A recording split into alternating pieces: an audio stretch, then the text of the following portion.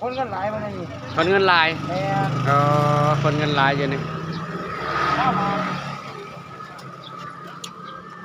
ปิ้งไก่ โอเคแม่แต่ปิ้งไก่นี่จะปิ้งไก่ว่ารู้อ่ะ ตำยังไง ตั้งกระปุก ตำโคกตำกระปุ้นแล้วผูกขักแท้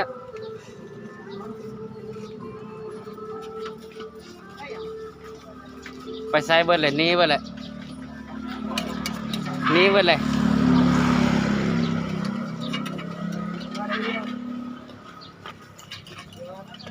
ผ้าบ่มีบ่มึง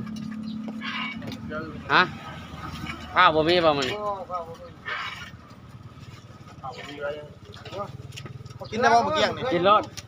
เนาะ สมุน ไปกินรถนี่ครับก็มันเน่าเนี่ยเนาะ ว้า บางนี่มันบ่ได้เน่านี่ว่าตัวซื้อหยังเด่นเนาะคือหลายแท้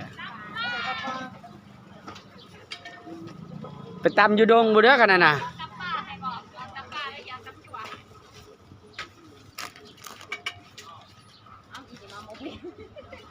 กินหยังได้เฮา